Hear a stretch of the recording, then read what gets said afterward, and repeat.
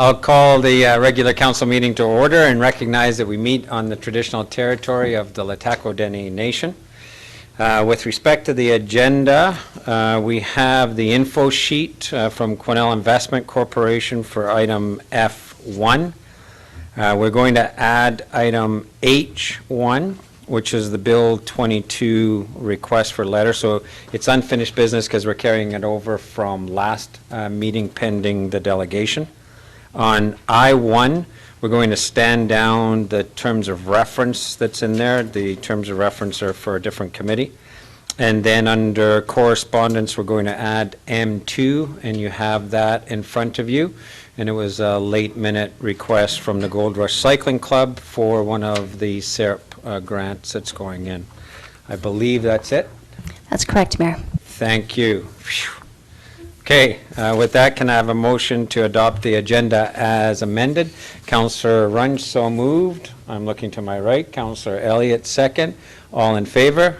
Any opposed? Carried. Thank you. And this time, I'll remember to adopt the regular council meeting minutes of October 20th. Motion to adopt. Councillor Paul, Councillor Goulet. Any questions or comments? All in favor? Any opposed? Carried. Okay, tonight, we are honored to have Jim Spencer and Ian Campbell here from our Legion, and we're going to kick off the Poppy campaign this year with, I guess, what is a restoration of a way that this campaign used to be kicked off. So why don't you come up? I know you've been briefed. Why don't you come up and take your spots? And then, Ian, are you wanting to say a few words first, and then we'll do that piece so you can pick up the mic as you come by? There we go.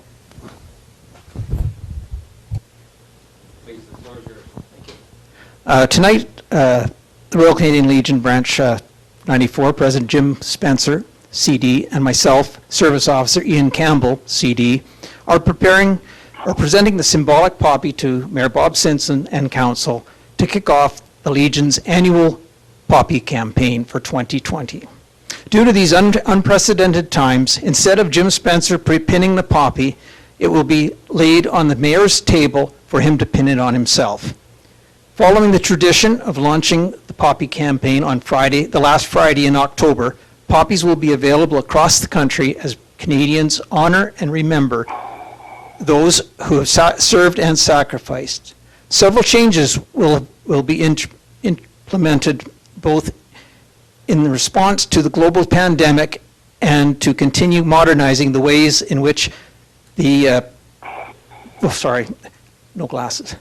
which donors can support the Poppy campaign. Donations to the local Poppy Fund stay in Quesnel to support the urgent needs of veterans in our community.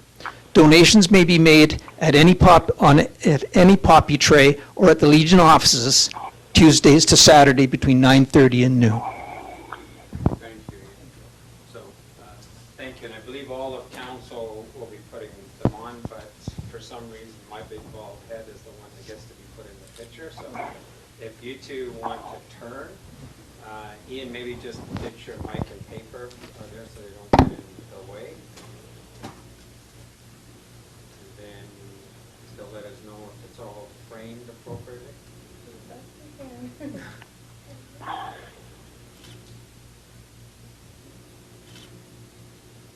Okay, and Carrie's going to take one.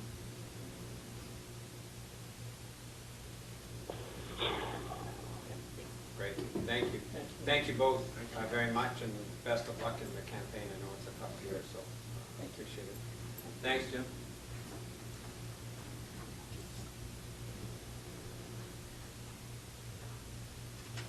Okay, are you done the quick piece already?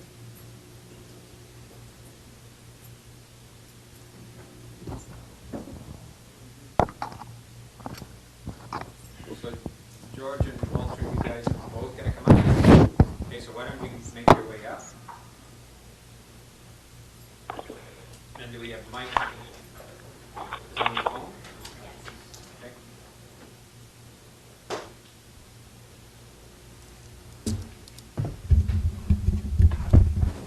So, George,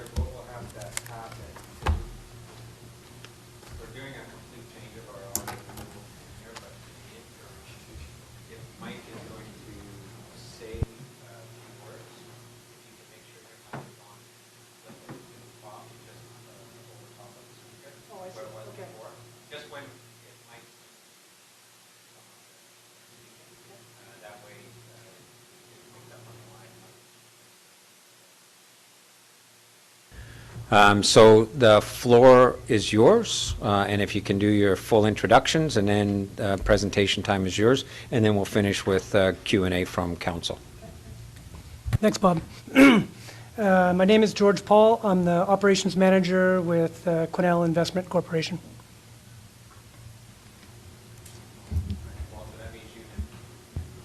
I'm Walter Fuchs. I'm forestry superintendent at Quesnel QIC as well. And it's Mike Jenks. I'm the president of QIC. Okay. Walter and I have managed the Woodlands Department for CNC for the last 10 years. Currently, we're both employed with Quesnel Investment Corporation. Our request is for a letter of support from the City of Quesnel for the license transfer of forest license A79982 from CNC to Quesnel Investment Corporation to attach to our Bill 22 submission. Bill 22 is a fairly new amendment to the Forestry Act. It's about 16 months old. In my opinion, it's my opinion that Bill 22's primary focus is allowing government to have a say in the transfer of renewable tenure in BC, primarily for major licensees with large annual cuts like Canfor, Interfor, West Fraser, etc. CNC is neither a major licensee nor does it have large tenure. CNC's license is a NERFL, meaning non-replaceable forest license. The AAC annual cut is 68,000 cubic meters a year. It's non-renewable and expires in 2027. This NERFL was purchased by CNC 13 years ago on a mountain pine beetle license. As such, it has license criteria and restrictions, such as location west of the Fraser River in the Quesnel Forest District. License criteria is 70% pine, and in our stands it has to have a minimum of 30% mountain pine beetle attack. The typical stand from this license looks like deteriorating wood salvage, as in 40% of the wood is on the ground, over half of it's dead. It's very small wood, and the piece size is approximately 0.11 cubic meters a tree, which is quite small. Low volumes per hectare of about 100 to 130 cubic meters a hectare. The owner of this license has full silviculture obligations, meaning after they are required to manage the new trees and forests for up to 15 years until it meets the free-to-grow requirement. This silviculture liability is for the length of the license, inclusive of the past 12,000 hectares that CNC has harvested to date. CNC's past silviculture track record is good, but the liability will fall onto the new license owner, Quesnel Investment Corporation. Currently, the Quesnel Investment Corporation employs approximately 20-plus employees, including the forestry staff, forest consultants. We have a facility caretaker, a mechanic. We have harvesting contractors, including 4 log haul drivers. It's anticipated that employment levels of the logging and manufacturing operations on a single shift basis will be 60 to 70 people, 45 manufacturing, half a dozen woodlands, and 15 harvesting jobs. Management positions will be in addition to these estimates. Most of the employees of QIC's operations are from Quesnel and the surrounding communities. As the mill gets up to projected operating levels, this will create approximately 60-plus additional indirect jobs, most of which are also local. The transfer of the tenure secures these jobs and provides the foundation to expand manufacturing operations beyond the initial startup. Currently there are 2 harvesting contractors operating on the decked volume on the block that Westside Logging was working on prior to the receivership. This block was one of the many approved cutting permits in the license that is requested to be transferred to QIC. Current deliveries are 12 loads a day, which is 800 cubic meters a day to a local sawmill. In addition to overseeing the harvesting activities in this license, A79982, George and I are continuing to work on completing any of the outstanding forestry legal obligations that are ongoing in the forest license, including fire hazard assessments and abatement, road rehabilitation and deactivation, grass seeding, silviculture surveys, etc. And I am taking resumes for anybody that wants to help us do some burning program right now in this weather. So I'll turn it over to Mike to comment on the business models. Yeah, it's Mike Jenks. I'd like to thank everybody for inviting us to give a short presentation. I'm sure everybody appreciates the challenges that we've signed up for here. We're currently examining different business models for running the manufacturing operations, as we, it was quite obvious that the historical ones, got the business into trouble, and so our goal is to make sure that doesn't happen in the future, and to find a model that works. We're currently in discussions with a number of marketing partners and an operator to run the mill itself, the reman manufacturing facility. As we're not operators. We find somebody that we feel is competent, and we'll insert them in there, and then we'll help with supplying the raw material, where we've transitioned away from in-house harvesting and gone to contract harvesting. We feel that's going to add a lot of value to, or reduce cost, I guess, not value, but will reduce cost to the operation.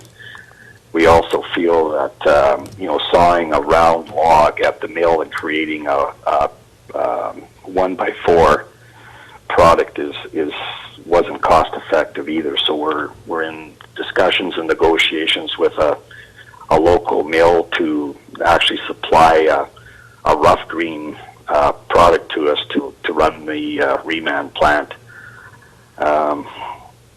That's sort of a really short overview of where we're at today. Thank you, Mike. Okay, I will talk a little bit about First Nations. In the past, CNC has had very good First Nations relations, such as we had a full-time First Nation technical crew on staff for about a year and a half that were a part of our Woodlands team, but located remotely west of Quesnel for forestry layout of CNC's non-replaceable forest license. We also had First Nation bands that were hired to perform silviculture activities like mistletoe eradication, spacing, debris burning, etc. I just got an email today from one of the local bands that we're going to be hiring to do a bunch of burning for us, Walter, so don't worry.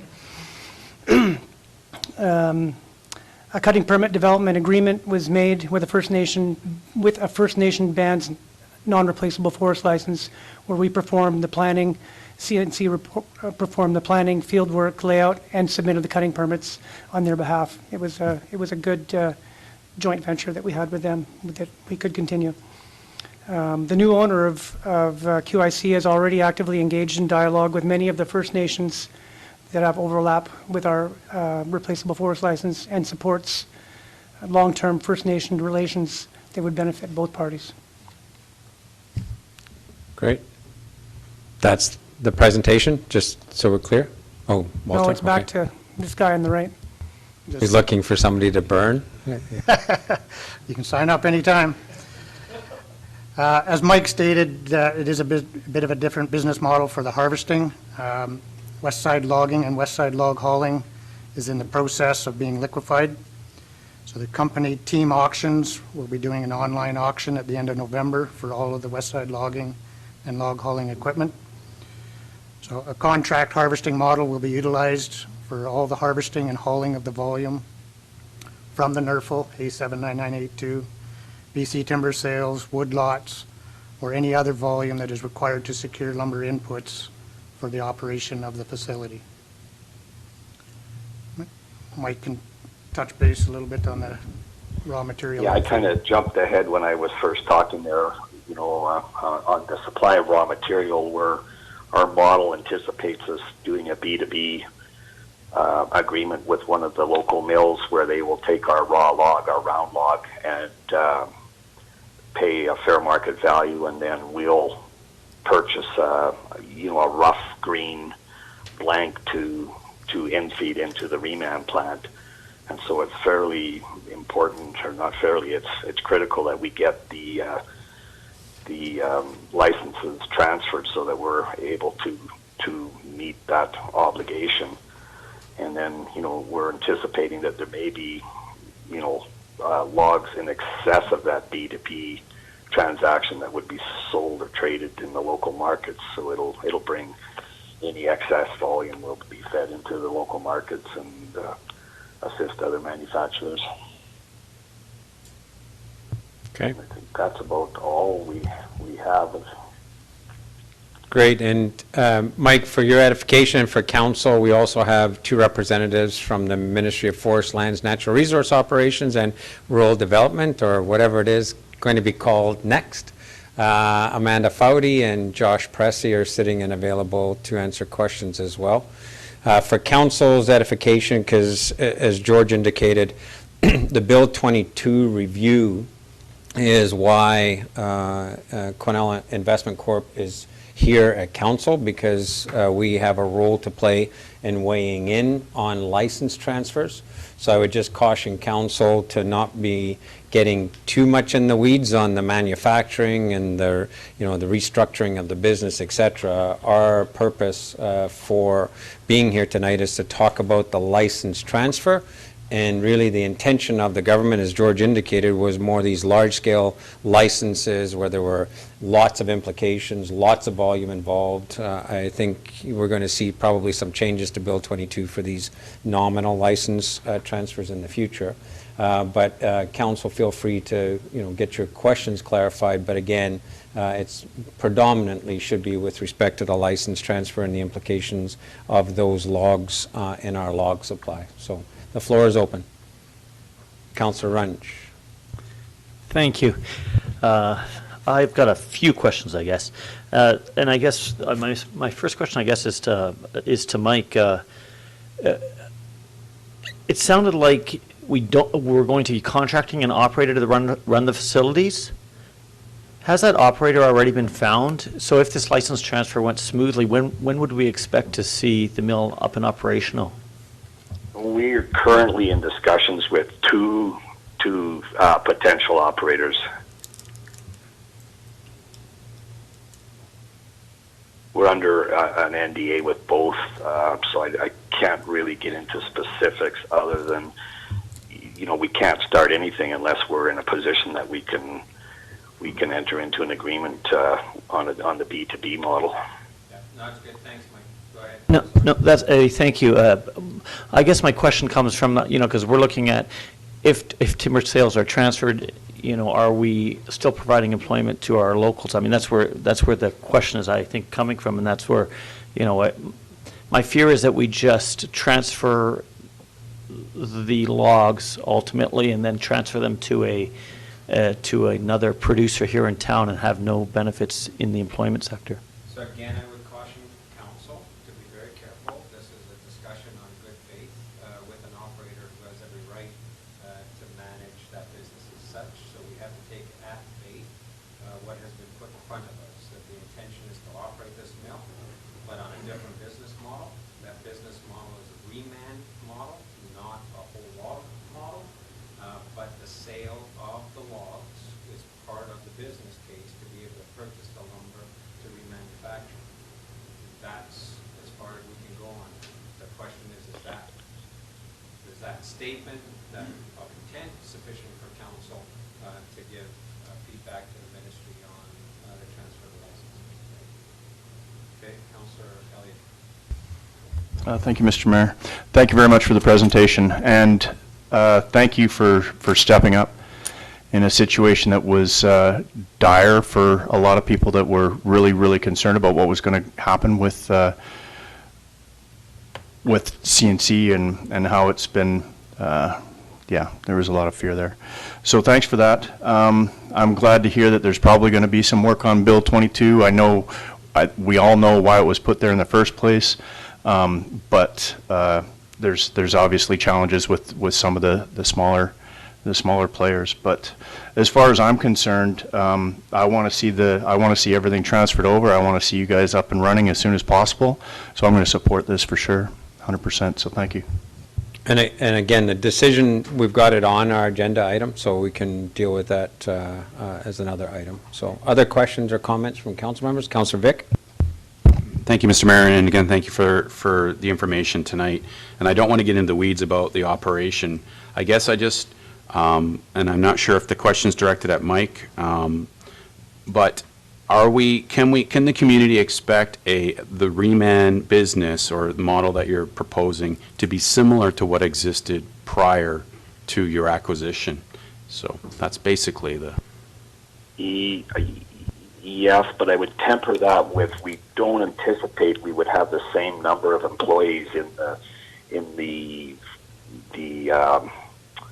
mill facility, because we're not going to run the round log breakdown facility at all. That will be torn out, and there'll be an in-feed deck, and we'll bring in rough stripped blanks. We'll dry them, and then they'll go on an in-feed deck and get fed into the reman facility. Thank you. Other questions? Councillor Rinberg? Thank you. Appreciate you coming this evening, gentlemen. And your statement of intent works for me. If this organization didn't step up and say, listen, we have a different business model, we think it's going to work, but this is what we need. If you take a step back and you didn't step up, then this whole mill would shut down and you'd be out completely all of those jobs. So when you talk about your statement of intent, I think it works, and it's the understanding that everything has to fall into place. It's like any business model or any business plan you have in place. There are certain steps that you have to take, and this is one of them. So thank you for that. Other questions or comments? Councillor Paul? Yes, thank you for stepping forward, and I'm totally on board with this. I think that we're all here for the same reason. Councillor Goulet? Thank you, Mr. Mayor. And thank you guys again for your presentation. And as echoed here from all of us, I'm just echoing the same comments, that it's great to see you step up and take this role on. I was quite intrigued when you were talking about First Nations and involving them within the mill and giving them some jobs. I fully support that. I think there's opportunities there that can make this thing successful. So I guess I'll talk to you later, but I'll be in support. Any other questions or comments from council? Okay, thank you. Hey, Mike, I've asked you this question before, but just for council's edification, what's home base for you? My pickup. No, I'm actually in Cranbrook. Yeah, but I think last time I talked to you, you were on the island or something, and so the pickup's not far from reality, right? Yeah, I think my wife says that when anybody asks if she's present, she says, don't tell them you live in Cranbrook. You don't. You live in your pickup. Well, thank you for spending some time with us tonight. And George or Walter, any further comments you guys want to make? Okay. Thanks for all the feedback. Okay. And Yeah, once again, thanks for inviting us. We appreciate it very much. yeah, and Mike, next time you're up in town, let's see if we can get together. I know our calendars haven't worked before. Josh or Amanda, do you want to add anything from the literal peanut gallery way in the back there? Okay, super. Thank you, everybody. Appreciate it very much. And it is a business item later, an agenda for council to make the determination, and depending on that, we'll get a letter ASAP. Okay? Thank you. Okay. Thanks, everybody. Good night.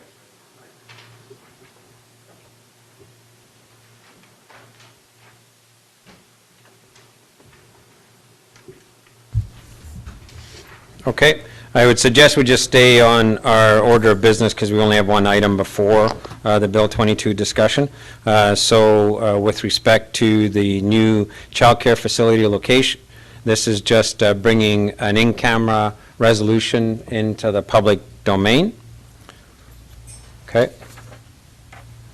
And then with respect then to H1, the Bill 22 discussion, what is the will of council with respect to providing a letter to the Quesnel Incorporated? Whoa, sometimes I can't get you guys to do anything, and now you're all jumping. I've got Councillor Elliott, followed by Councillor Rudenberg, but what's the motion?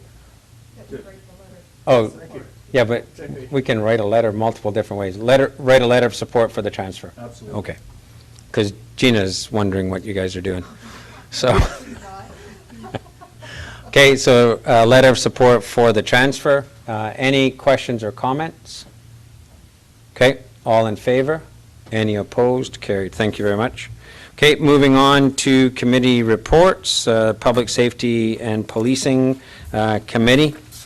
And so for this, really it's just a notice of actually we have to approve these, right, because it's one of our standing committees. So can I have a motion just to approve the calendar? Councillor Runge, so moved, and Councillor Vic, second. Any questions or comments? And I would suggest for council members, pay attention to this. This is a very important committee. As with all committees, we're restricted on putting membership on the committee, but the items that we have in that committee, are pretty critical, and often because of their sensitive nature, we have to do it in confidence. So, it's better if you actually can make the time to attend the committee. And we also do have to have ad hoc ones, and I believe there will be an ad hoc one coming up here shortly as well. So, feel free to attend. Okay, on the motion to adopt the calendar, all in favor? Any opposed? Carried. Okay, Financial Sustainability and Audit Committee, the October 15th meeting, which I acted as chair. There's a couple of things. Two of them are coming forward tonight. So with respect to the comprehensive fees and bylaw, that's on the agenda tonight. We'll discuss that at that time.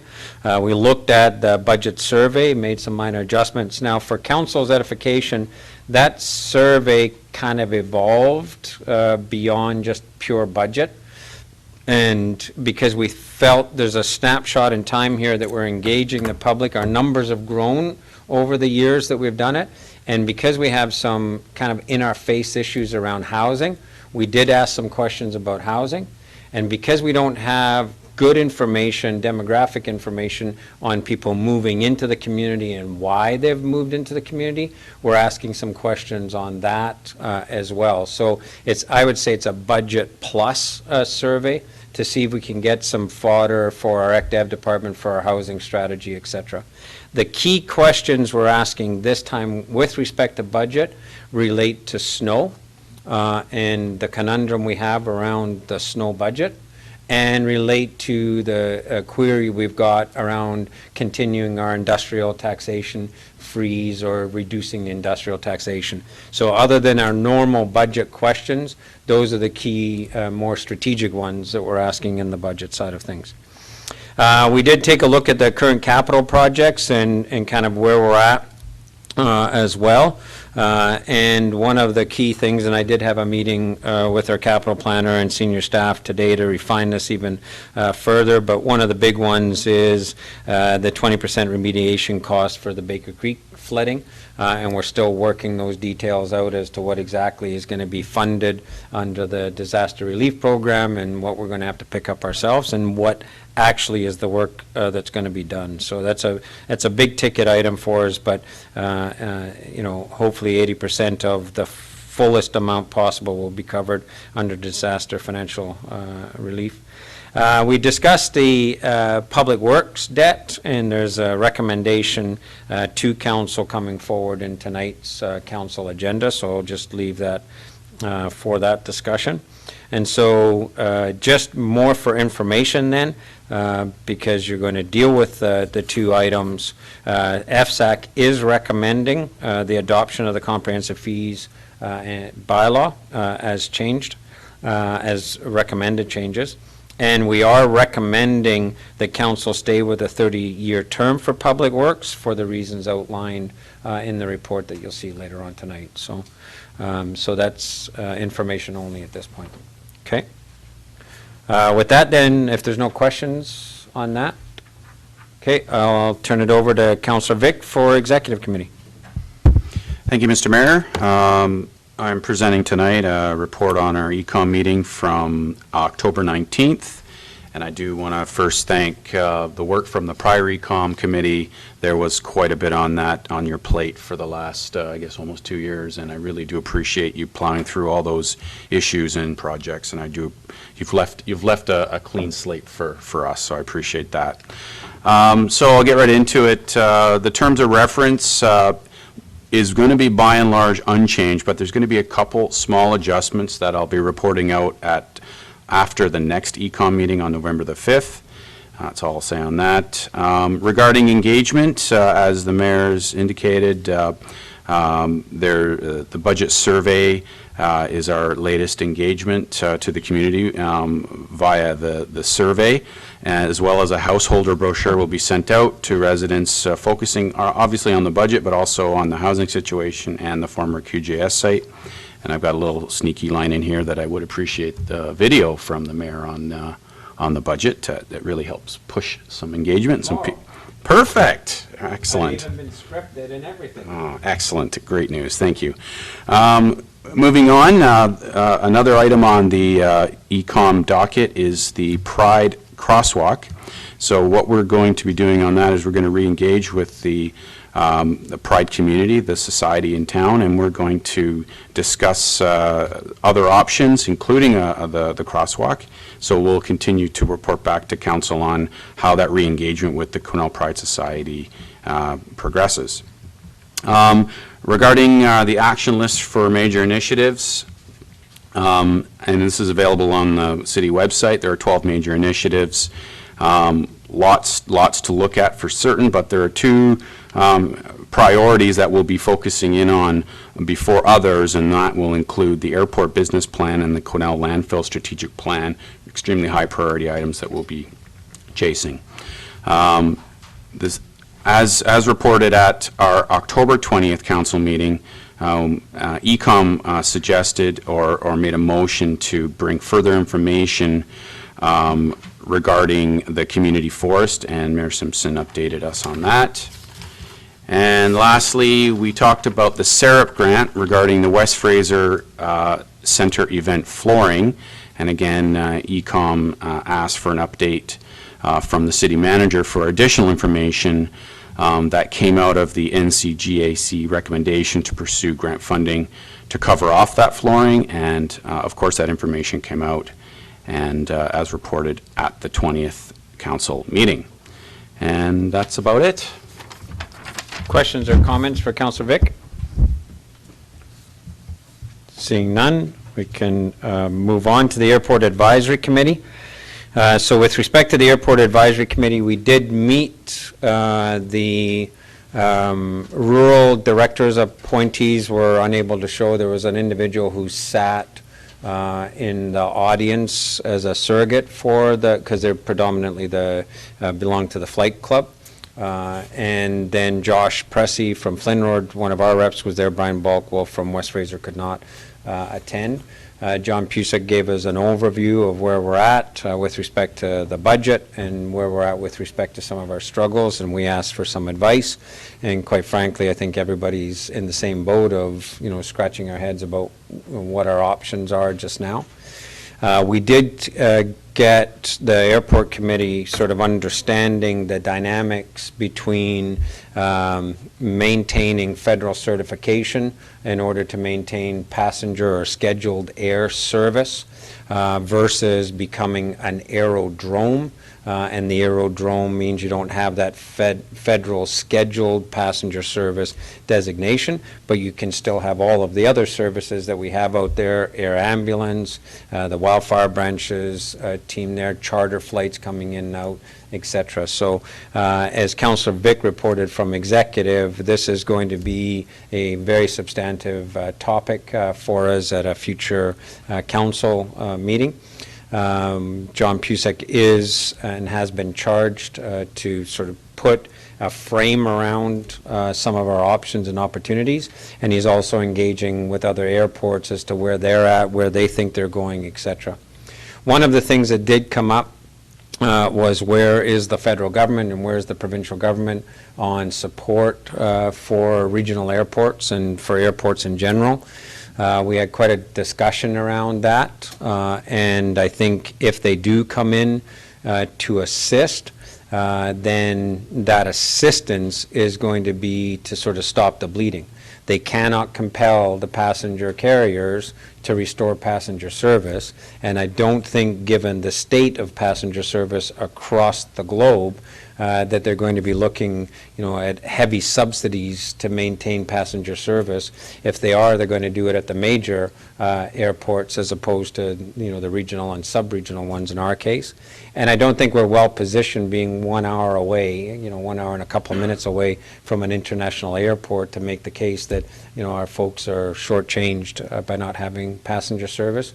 Williams Lake's in a different position there because they're more than 2 hours away from Kamloops or Prince George, and 2 hours is the general kind of time that's looked at for being having an airport located near you. So there's that issue. Then the other issue is, how does the federal government come in and deal with us? They could cut us a check. It's a rounding error upon a rounding error in terms of, what we need. But if they come in with us, what happens with YVR, Pearson, all of these biggies? If you've seen what's happening at YVR, their latest major expansion project, there's talk that it may never, ever be finished. It may just be sitting there with the ground opened up and all that equipment sitting there, because there may be no justification for ever finishing that expansion. So when you're looking at, the billions of dollars that would be needed to stabilize the larger airports, it's pretty hard for the federal government to come in just with a small airport program when you don't have passenger service. So it's a tough one, and the airport committee, I guess, as I indicated at the beginning, is kind of where we're at. Let's just do the due diligence, make sure we're clear on what all of our options and opportunities are, and leave our options for future airport operations as open as we can until this thing settles down. So that's the general advice that we got, and that will be infused into the report that council sees as soon as we can get it in front of council. So questions or comments? Councillor Paul. Yes, thank you. Do we know at this point if we were to move excuse me, from a certified airport to an aerodrome or some sort of a similar facility, whether we would lose eligibility for NAVCAN and federal grants? So that question was asked, and it's a good question. So the BC airport capital grants tend not to be pinned on passenger or scheduled flight numbers, but the federal ones do, and those are the larger, more consistent grants.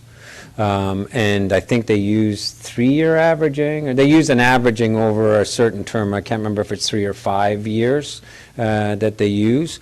Now, that is an area potentially that the federal government may be able to make an adjustment, because the grant money is the grant money, and so that metric of how much scheduled service you've got, as long as you're maintaining your certification. So it's an area that we're very conscious of, and I know John is talking to the folks on the what we call ACAP, or the federal capital program.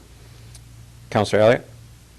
Yeah, thank you, Mr. Mayor. That was part of my question as well, because if you're not going to be able to get the ACAP funding, which can be the larger ones, then we'd have to be looking at challenges to our infrastructure and how we would be able to, anyway, I'll be looking forward to the conversation. But just for my clarity, can you still have transportation service like we have now if you don't have the federal backing? Yeah, so again, we want a matrix put in front of council, and we've said, even at the airport committee, we've said it as council, this is going to be a tough one to communicate to the public. Because really, at the end of the day, whether we get passenger service or not has nothing to do with us. It has to do with the state of the scheduled airlines and what they're doing, right? So then the question for us as the operators of the airport is, what's the cost differential between running effectively an aerodrome but maintaining federal status in the event that passenger service can come back, versus running an aerodrome, right? Because what you can do with an aerodrome is going to be the same. It's the standards that you have to maintain on top of that to maintain certification that'll be the price difference, with no value to your operations during that period of time, right? So all of that, we need a clear schematic put in front of us as to what those plus minuses are, what the costs are, what the implications are going forward, and that's what we've asked our airport superintendent to put together and get in front of council. Okay. Any other questions or comments? A conversation that's going to be evolving for a little while, so thank you for that. Seeing nothing else on this, then we'll move on to staff reports. And we'll turn it over to Coordinator Blair for the first SAREP grants. So the purpose of this report is to gain council's approval to submit 2 applications to the SAREP grant program under the Destination Development and Rural Economic Recovery streams. So for the first one, the RV Park and Campground, this project, it'll see the construction of the first phase of the RV Park and Campground on the south end of the Johnson Street Bridge. Which includes site demolition and prep, site servicing, road construction, and approximately 13 RV campsites with differing service levels. And it'll include a paved entrance as well as a washroom with an outdoor wash basin and water tap. The second one is for the Quesnel Bike Park and Rentals. This project will include the new construction and redevelopment of the bike park behind the Quesnel District Arts and Recreation Center, as well as the purchase of a small rental bike fleet for all ages. The bike park development will include a rubberized strider area specifically for small children, a progressive jump park, and a progressive skills area. On to the recommendations if there's no questions. Yeah, and we'll deal with them one at a time as you need them. Yep. So recommendation number 1, that Quesnel City Council supports the application to the Community Economic Recovery Infrastructure Program in the Destination Development Stream for a grant of up to $515,000 for the RV Park and Campground project. And that Quesnel City Council approves the use of up to $180,000 towards the RV Park and Campground project if unsuccessful with Northern Development Initiative Trust funding for this project. Okay, on the recommendation, Councillor Elliott so moved. Councillor Rudenberg second. Questions or comments? Councillor Elliott and then Councillor Paul. Thank you. Yeah, I support this 100%. I'm just curious if I missed a conversation of why we were going to the south side instead of the north side. So the first phase is the utilities yard because it's the cleanest. It's our property. It's the easiest to get cleaned up and it's the easiest for access and so on. The other side, of course, portions of what we use are BC Rail properties and there's more facilities and it's just more problematic. So, okay. Councillor Paul? Yes, thank you. Does our business plan for the proposed campground see the municipality running it, or do we see ourselves farming that out to free enterprise, the operation? Yeah, so I think the easy answer is this is not the business case. This is getting the capital funding. The business case will be worked on, and as our waterfront development strategy shows, we'll get something in front of council with all options. Okay, Right. I look forward to having that discussion. I'm sure we all do. Yeah. Thank you. Okay. Remember, these SAREP grants came out October 2nd with a deadline of October 30th. So we're just taking advantage of the capital, but the work on the business case will be done. Okay. Councillor Runge. Thank you. So my question is with regards to the, should we not get Northern Development Initiative trust funding for the project? Where was that $180,000 intended to come from? And I guess that goes to Carrie, or to one of you. No. Thank you. Go ahead. I can answer that question. So I am applying for this funding through Northern Development Initiative Trust. However, we can only use confirmed funding sources for this program, so we have to say that Quesnel City Council is willing to back this project for the sake of this application. Yeah, Councillor Runge is asking if we have to backstop it. So this is one of those ones we do on an ongoing basis. The fund that we're applying to with Northern Development Trust is a fund that's applicable for these kinds of things. So we've been successful before. But I guess Director Bolton, where would we take the funds from if we did have to backstop it? Some of this grant is for the demolition of the Public Works yard, which we already have in our capital plan under general capital. We also potentially take some funds from gas tax for this project if needed. Thank you. Okay. Any other questions or comments on the first recommendation? All in favor? Any opposed? Carried unanimously. Recommendation 2 then. That Quesnel City Council supports the application to the Community Economic Recovery Infrastructure Program in the Rural and Economic Recovery Stream for a grant of up to $179,539.85 for the Quesnel Bike Park and Rentals Project. Can I have a motion? Councillor Elliott so moved. Councillor Runge second. Questions or comments? Councillor Goulet? Thank you, Mr. Mayor. And I'll be speaking against, just to be consistent from our last meeting in October. I wanted to see a business case be developed for the flooring at the West Fraser Center with part of that of the grant. So I'm just being consistent here. I get the idea and the implication, and I understand where it's going, but I'm just being consistent in my previous comments from October. Okay.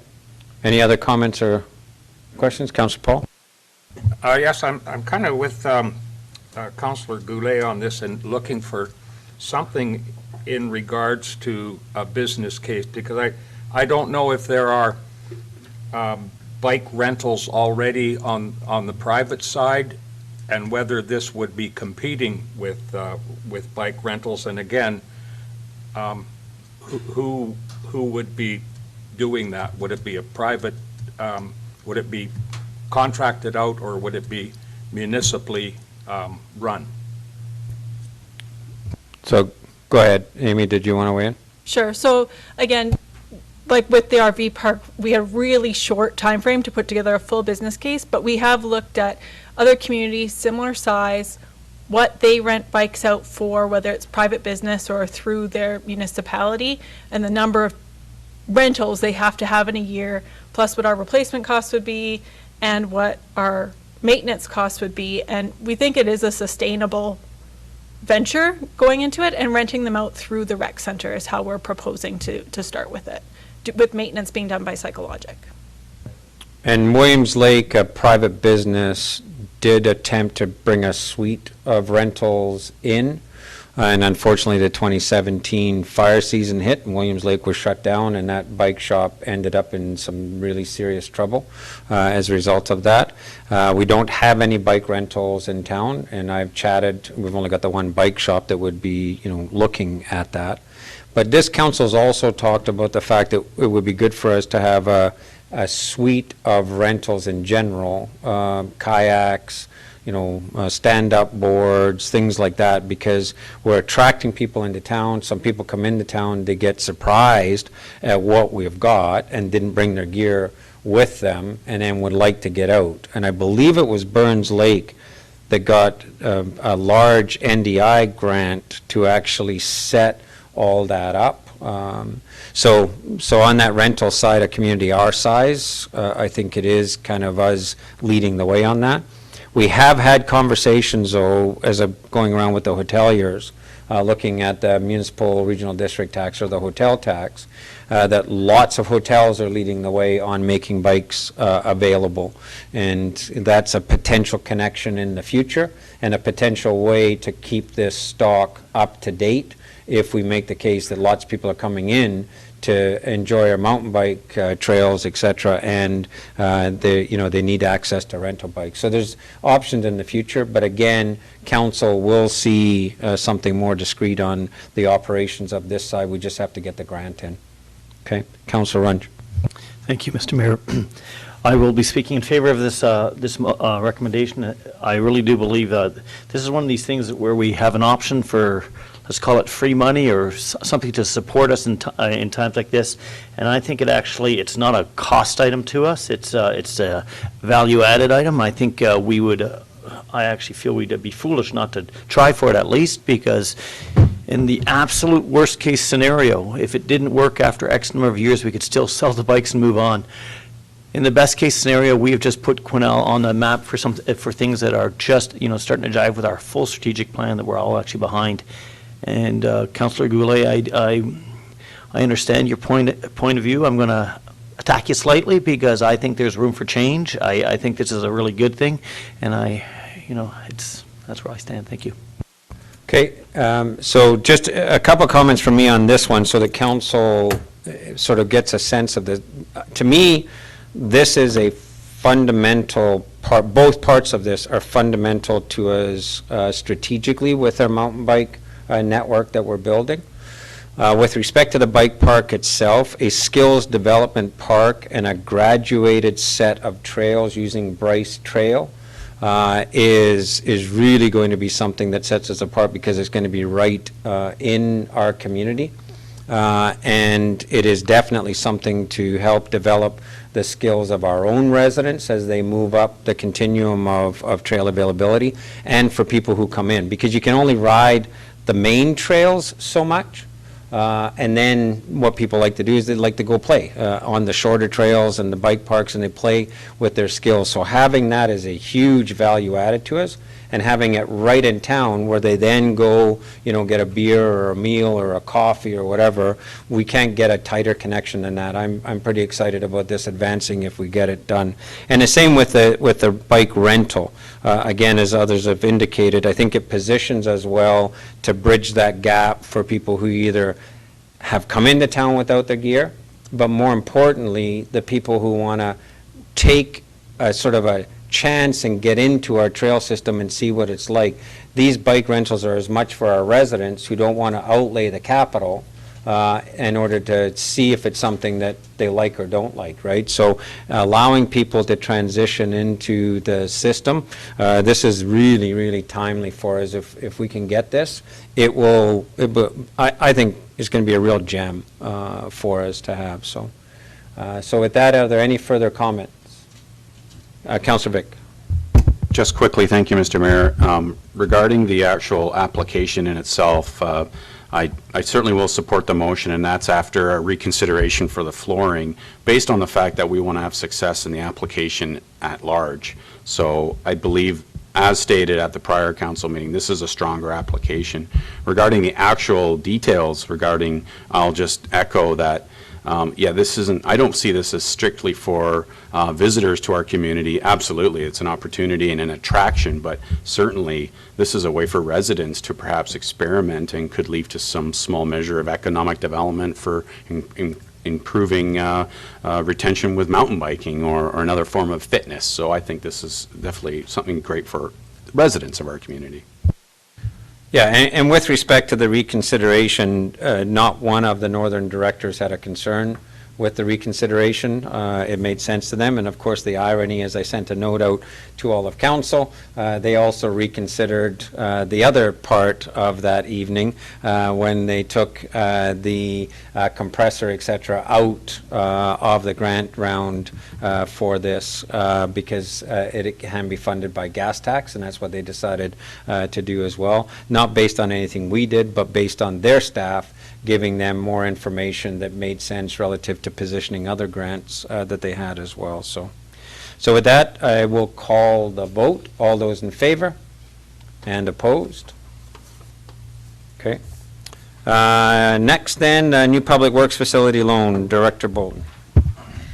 Thank you. So the purpose of this report is to complete the final required step for the city's long-term loan for the new public works building. Council approved borrowing $8.5 million for the public works facility in 2018. Construction is currently in progress with a move-in date sometime this winter.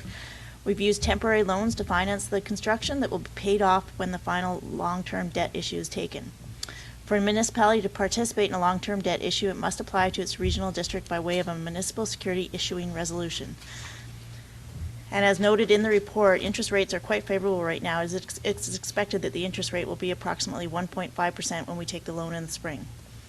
So the recommendation is the Quesnel City Council approves borrowing from the Municipal Finance Authority of British Columbia as part of the 2021 spring borrowing session, $8.5 million as authorized through the City of Quesnel New Public Works Facility Loan Authorization Bylaw, No. 1854-2018, and that the Cariboo Regional District be requested to consent to the City of Quesnel borrowing over a 30-year term and include the borrowing in a security issuing bylaw.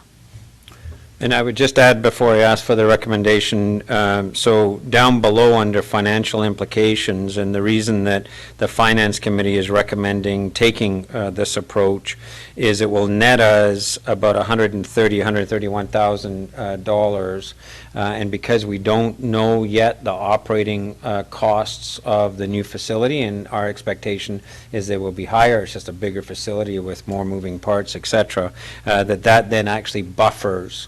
It's a bit of a windfall to buffer the operating cost increase that we expect as well. So that's why the recommendation is coming from FSAC to proceed this way. So can I have a motion? Councillor Goulet, so moved. Councillor Paul, second. Questions or comments? Councillor Runge? Yes, thank you. With regards to the recommendation, I have no issues with the recommendation. My issue actually comes with regards to our financial implications, just, being a person who pays off mortgages as fast as I can. If I were to take our budgeted amount and lower this down, it would lower our payments by about 10 years or 9.2 years, I think, or something like that, and save us over the time of the mortgage. If we took the 400,000, the 476, it would also cut us down by about $3 million of interest payments. So it's actually quite a substantial amount over the life of the loan. So my question, I guess, is if we were to go for this 10-year 1.5 and then readjust it to a shorter, because we do have favorable interest rates, and I would just try to pay it off faster, and then going forward, we'd have less debt actually to service for over a longer period of time. And I don't know where that consideration, or if that was discussed a lot during the other meeting. So the FSAC committee did discuss that. Just to clarify, the interest saved from a 30-year to a 20-year is only about $1.3 million, because the interest rates are so low right now. But the decision was made that because the building is for the long-term use of the community, that it's better to spread out the cost over the long-term use, so it benefits all those residents over that whole time period, and that way we can offset the increasing costs, because otherwise we'll have to tax increase for those increasing costs of that building. So again, public sector finance, and we've had this discussion here, is you have to look at equity over the generations that are going to pay for the facility. So over that 30 years, there's 30 years of service to the entire community from that. If you shorten that 30-year period, you're just putting a higher burden on that tax base for that short period of time. And if you did that in this case, then what you're saying is the current generation not only is going to be accelerating the payments for the facility, they're also going to be bearing with additional tax increases the incremental operating costs. So from an equity perspective, as a public sector, finance, if you look at it over the 30 years, that's a more equitable distribution across our ratepayers. Okay? Did you want to comment? Yeah, and you know what? I actually didn't consider that when I looked at the 30 years versus the 21.8 years or 21 point whatever years. I do agree with that. I just, I guess my fear is when we look at the higher costs, like the expected cost increases, we don't know what those are yet, and I think those will become budget discussions every year that we have with the extra savings that we, I guess, accumulate, so that would be fair that way. Yeah, and I think at the 10-year mark, is there an option for council to shorten the term at the 10-year mark? Yeah, after the 10 years, the interest actually also resets, so it could go up quite a bit. We have to be aware of that too. So if you take a shortened term and then the interest rate suddenly jumps, it's better to have a longer term sometimes for that too. But yeah, at 10 years, we can make a payment if we want, or shorten it. We can change it. Yeah, so we can revisit, but right now, and it gives us that ability to sort of figure out what the operating costs are, et cetera. Okay? All right? Okay. Did I have the motion on the floor? Okay. So all those in favor? Any opposed? Carried. Thank you. Okay, Childcare BC New Spaces Fund Grant, Coordinator Blair. The purpose of this report is to gain council's approval to submit an application to the Childcare BC New Spaces Fund. This project will construct a childcare facility with capacity for 57 childcare spaces at 420 Webster Avenue. The project will entail design work, site prep and civil work, construction, and project management. The recommendations, so that Quesnel City Council supports the application to the Childcare BC New Spaces Fund for a grant of up to $1,359,875 to build a childcare facility. However, I have a typo in that, and it should say $1,360,000. And that Quesnel City Council commits to the facility being operated as a licensed childcare center for a minimum of 15 continuous years. Okay, Councillor Elliott, are you making the motion? Yes, sir. Seconder for the motion, Councillor Runge. Questions or comments? Councillor Runge?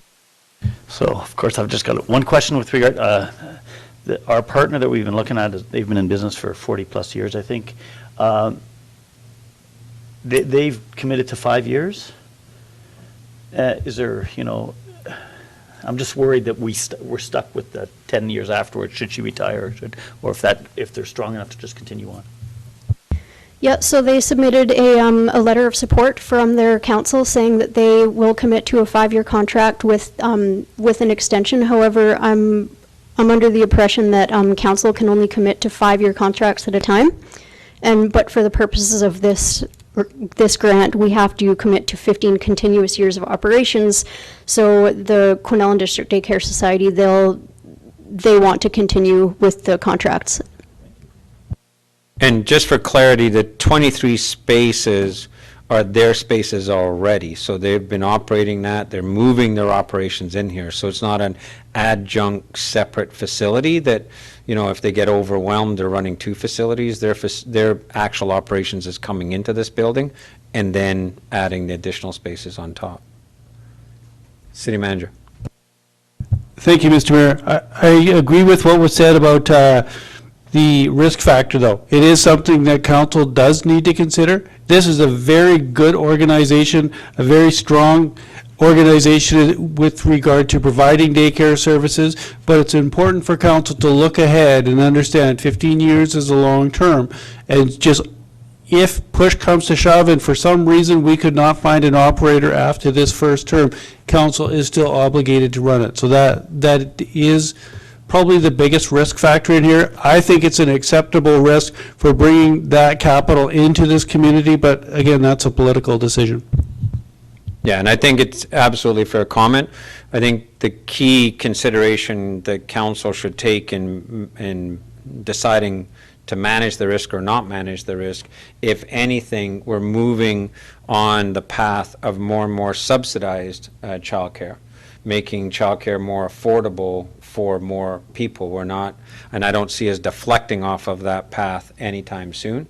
And as you see in the report, I would suggest, we take a hard look at the numbers. This is only half of what the estimate is of the number of spaces that we should be making available as soon as possible too. So from that perspective of, is this need for childcare going to go away? No, we're only meeting half of the present day needs as well. So did you want to comment further, Lindsay? Yeah, no, I was just going to say it's only meeting about a quarter because we're only adding an additional 25 spaces and we need to add an additional 87, I think, yeah. No, you're right. You're doing better math than I am. Okay. Any further comments or questions? Councillor Paul. Yes, just for the information of the residents in that particular area, that this will require a zoning change. Am I correct? Yeah, that's right in the report. Yeah, I saw that. I just wanted to bring it out. Further questions or comments? So on the motion of support, all those in favor? Any opposed? Carried. Thank you. Okay. Moving on to getting more money. Okay, Coordinator Blair, over to you. No, sorry, I jumped. I scored off one too early. You get a break. We're going to go to, getting more money from different sources, I guess. I wasn't wrong that it's about getting more money. Okay, Director Bolton, Comprehensive Fees Bylaw. So the purpose of this report is to request council proceed with the first 3 readings of the City of Quesnel Comprehensive Fees Amendment Bylaw No. 1897 to update city's fees for January 1st, 2021.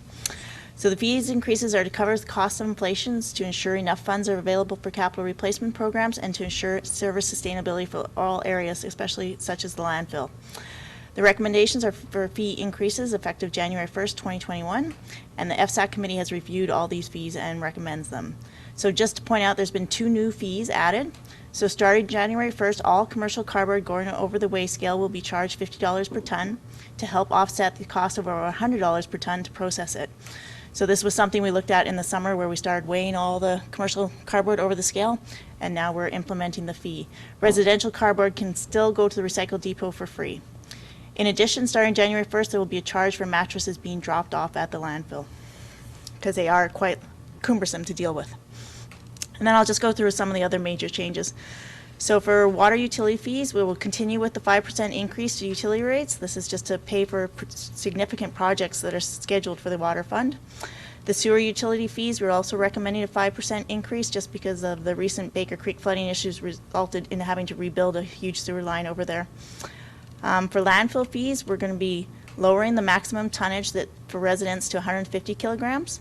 We've done the research and over 90% of the loads are under that level, so that's just, again, looking at best practices and trying to reduce the amount of waste that people bring to the landfill. We're also increasing the cost of mixed waste to from $80 a ton to $90 a ton. And that is all the major. Then, you know, airport, it's an increase of 2%. Cemetery rates, we reviewed all the rates and increased them to reflect actual costs. Those are the major changes coming. So the recommendation is that council proceeds with the first 3 readings of the City of Quesnel Comprehensive Fees and Charges Amendment Bylaw, No. 1897 of 2020 in the bylaw section of the meeting. Councillor Elliott, so moved. Councillor Goulet, second. Questions or comments? Councillor Runge. Thank you very much. On page 29 of 32, when we're dealing with the development of subdivision application fees, that third point, could you just walk me through what a maximum would be there? When I read it, it's, you know, it's 2%. So I'm just thinking, okay, let's say we were the school and we had a $500,000 sewer line or something like that. Is there a max amount there? You'd actually need Director Turner here to answer how these are actually applied. And then just some friendly small amendments there. What page are you on? Oh, sorry, right at the top of page 29 of 52, in the red there. Okay, so again, just for process, you can ask that question any way you want to, but that's not a change, right? That, if it's in red, it's. Oh, the red, we you're did talking about change- item 3. Yes, Yeah, there was no yes, sorry. change to the actual process, it was just a change to the wording to make it clearer. Yeah, there's not a change in Yeah. right? So Oh, okay. it's just how it's worded I'm to sorry, I give thought it was clarity. changed, so I was just wondering if there was Yeah, a match there. no, My I apologies. asked the same question, I think, in finance, what was going on there as Yeah, well, it was so. just- And so then just a friendly amendment, the prepared I and the see it, yeah. submitted. And on the bottom of museum letters, there's also, they spelled business incorrectly. Okay. Okay. Councillor Vic, I think, yep, do I have you? Thank you, Mr. Mayor. Just regarding the cardboard recycling, commercial cardboard recycling fee, I understand the principle involved there with regards to its dealing with that cardboard, and certainly that fee is not completely representative of the true cost of dealing with that, and I accept that. I guess where I have a little bit of concern is the minimum charge of $5. I'm sorry, I don't know the page number there, but there's a $5 minimum charge for cardboard recycling for commercial crossovers on the scale. Is there any way to sort of streamline that? So, you know, a $5 charge, is there another way to administer that so that can be paid less frequently and pay the tonnage on a monthly basis? Because I can see that being a bit of a nuisance for regular cardboard recyclers that don't use bins. So the reason we picked $5 is because for commercial, the minimum charge is $20. So we recognized that cardboard was quite a bit lighter, so that's why we put it down to $5. And we felt that that was a reasonable minimum charge for people crossing the scale and having to deal with that. There's no easy way for our system at this point to track volume by customer and try to charge it out that way. That would be very difficult. And it would also require setting up a lot of accounts for all these people that don't currently have accounts. But I would say hold that thought and other thoughts about streamlining the system, making it more efficient, effective, because that's going to be part of our overall waste management conversation we're going to have, because, you know, how we use the scale, how we reorient around there, all of that stuff, right? So. And I can definitely mention to Ted to watch the volumes for the first little while, so if there's a lot hitting that $5 minimum, maybe we make a change. Okay. Yeah. Councillor Paul? Thank you. More of a comment than a question. I'm in favor of this, but we need to pay attention to what we're doing, and I'll use the mattresses as an example. At our family farm up in Fort St. John, I recall when the city of Fort St. John implemented some charges for disposal of appliances. And we ended up with quite a few refrigerators and so on dumped down at the end of the road going down to the farm. So where I'm coming from on this is that as we move forward with this, we need to be cognizant of putting penalty provisions into our bylaws to help mitigate this problem. Thank you, Mr. Mayor. That's actually an issue that comes up every time we raise the fees, and what we have actually found is that just doesn't materialize. There may be the odd incidents of people dumping something inappropriately because of the fee structure. I'm not saying it never happens, but in general, it doesn't happen near as much as we're concerned about. In fact, at one point when we closed our landfill on Mondays, we put cameras out there to make sure anyone who was going to illegally dump, we would be able to identify it, and it didn't happen. So maybe that in itself was enough deterrent. People saw there was cameras, but it's a bit of a red herring that we hear a lot and doesn't seem to really materialize. Yeah, and I think to Councillor Paul's point, though, is part of our discussion around waste management and where we're going to go with a full materials recovery, you know, a full recycling depot, things like that. We need to take those things into consideration to make it as easy as possible for people to engage in doing the right thing and communicate it that way. And I think the only thing the cameras out in front of the gate caught one time was a city councillor berating me for closing the landfill on a Monday, because they showed up on a Monday and forgot it was closed. You remember that? Yeah, that was me. I got a text from my wife. Anyway, no, I think the point, as the city manager says, it's always something we should be conscious of, but I think we've got an opportunity as we look at the whole system to try and make sure that it's as easy as possible for people, notwithstanding there may be a fee associated with it. So, Councillor Runge.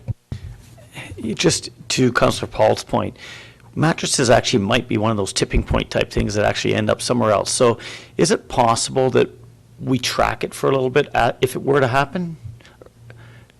So Like, we is already that- get mattresses in different places around the community, some of them by dumpsters, some of them in laneways. So I think, you know, Public Works should be able to tell us how many they're picking up on a baseline and monitor if we're getting a whole bunch more. And I'm not looking for exact numbers, I'm just thinking, you know what, let's say we picked up 20 last year, and all of a sudden we're picking up 100, then we may want to revisit and look at it, that's all. Yeah, and then I think we just tell the taxpayers that they're actually paying more because we have to employ 2 Public Works and a truck to go around picking up mattresses. So they're netting out a lot more expensive way of dealing with mattresses then. So anyway, okay, point noted, though, and I think keep the conversation going. It should be part of our waste management discussion when we dig in. So, okay, with that, I'm good. We take the vote. All in favor? Any opposed? Carried. I did want to note one thing, Council, on what is page 30 of 52. It's miscellaneous permits and fees, Schedule A4 for those on iPads. We are putting in outdoor cafe permit fees, but one of the things, because we're being pushed to enable outdoor cafes, is that we can waive fees as a strategic initiative. So you may get some folks that we're working with respect to cafes coming in saying, yeah, but this seems counterintuitive at this point. As we move towards longer term having that. There are some other issues, bylaw and various other issues that are associated with this, so it's in the fees bylaw. Councillor. And I apologize for asking this question, and not that it would change my vote or anything, but under the miscellaneous permits and fees, the tree application fees, 1 to 10 trees removed, 11 to 20, exactly what is that? Sorry. Is that someone? So again, it's not a change, right? Oh, I realize that. Yeah. It was just I'm kind of curious what Councillor that Runge. is. It's actually a point of order here. We've actually voted Yeah. on this, so we should. Agreed. And it was my error. Okay, I shouldn't have made the comment. Okay, thank you. So moving on then, back now to Coordinator Blair for money from other sources. The purpose of this report is to seek council's approval to submit grant application to Northern Development Initiative Trust under the Marketing Initiative stream and the Building Facade Improvement stream. For the marketing initiatives, we have 2 grants. The first one is the Explore Cariboo. This project will add new value to the Explore Cariboo website and will enhance the region's online presence with new photo and video assets, as well as written content using 3 unique themed adventures. Social media ad campaigns will be paired with each theme. And this project is in partnership with the CRD, the District of Wells, the City of Williams Lake Indian Band, and the District of 100 Mile House. They have all put in approximately $13,000 towards this project budget. The second marketing initiatives is the Workforce Attraction Video Campaign. This project will see the creation of 4 short videos, each featuring a Quesnel resident in their work environment and enjoying a balanced lifestyle. The campaign will be targeting residents from Alberta, Saskatchewan, and Ontario as key demographics from the 2020 Regional Labour Market Study. The Building Facade Improvements Grant. The city applies for this grant each year and has successful campaigns each year. The goal of the program is to enhance economic development by promoting private sector investment in business facade improvements. I'll move on to the recommendations if there's no questions. No, go ahead. Okay, recommendation number 1, that Quesnel City Council supports the application to the Northern Development Initiative Trust for a grant of up to $20,000 for the Explore Cariboo project from the Cariboo Chilcotin Lillooet Regional Account, and that Quesnel approves the use of $5,000 from the 2021 operating budget to cover the city's contribution. On that recommendation, Councillor Goulet, seconded Councillor Elliott. Questions or comments? Seeing none, all in favor? Any opposed? Carried. Okay, next. Recommendation number 2, that Quesnel City Council supports the application to the Northern Development Initiative Trust for a grant of up to $20,000 for the Workforce Attraction Video Campaign from the Cariboo Chilcotin Lillooet Regional Account. On the recommendation, Councillor Vic, so moved. Councillor Runge, second. Questions or comments? All in favor? Any opposed? Carried. Recommendation number 3, that Quesnel City Council supports the application to Northern Development Initiative Trust for a grant of up to $20,000 for the Business Facade Improvement Program. On the recommendation, Councillor Runge, so moved. Councillor Goulet, second. Questions or comments? All in favor? Any opposed? Carried. Thank you. Okay, and you might as well keep moving right along. The purpose of this last report is to seek council's approval to submit 2 grant applications to Northern Development Initiative Trust under the Recreation Infrastructure stream.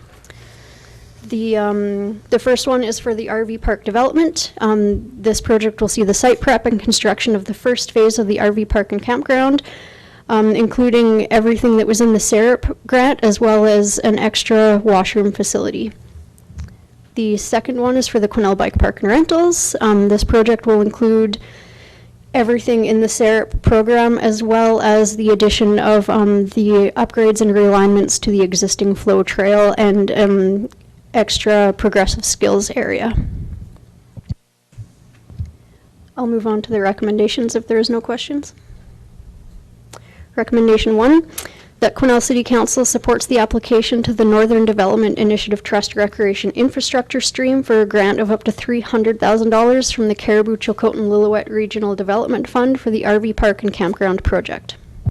Can I have a motion? Councillor Runge? Councillor Goulet, second. Okay. Any questions or comments? All those in favor? Any opposed? Carried. Recommendation number 2, that Quesnel City Council supports the application to the Northern Development Initiative Trust Recreation Infrastructure Stream for a grant of up to $109,290 from the Cariboo Chilcotin Lillooet Regional Development Fund for the Quesnel Bike Park and Rentals Project. Okay, Councillor Runge so moved, seconded. Councillor Rudenberg, any questions or comments? All in favor? Any opposed? Carried. Thank you very much. And I have to say, Lindsay and Amy, this was hell month when it came to grants, because not only were all these grants having to be put together, but the Canada infrastructure grants at the beginning, including the huge assistance to LHTAKO DENE, as well as our own well grant, etc. So thank you both very much. I know that was a lot of work. Okay. And particularly when we repurposed one of them, and I think, Lindsay, you had, what, 48 hours or 3 days maybe, I think, to completely redo one, so thank you very much for that. Okay. All right, moving on then to correspondence. Quesnel Tillicum Society request letter for support. Ms. Albers, you're going to recuse yourself? Yeah. Councillor Goulet will be recusing himself.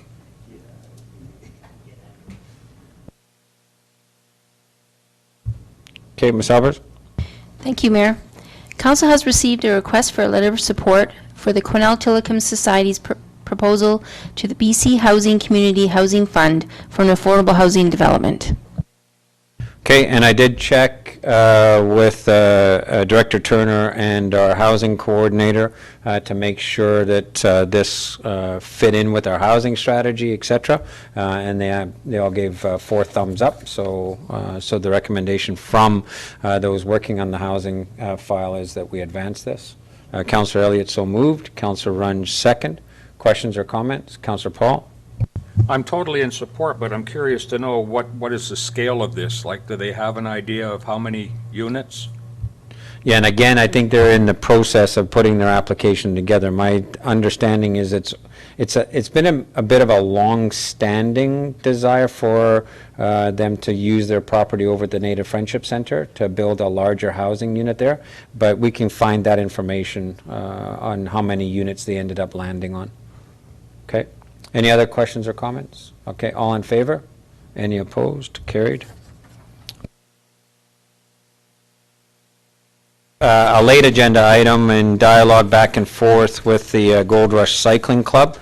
So if council will recall, through our North Cariboo Joint Planning Function and through our North Cariboo Trails Master Strategy, a major initiative was advanced to take a look at the interconnector trail between Dragon Mountain and the Wonderland Trail System, and improvements to the Wonderland Trail System itself.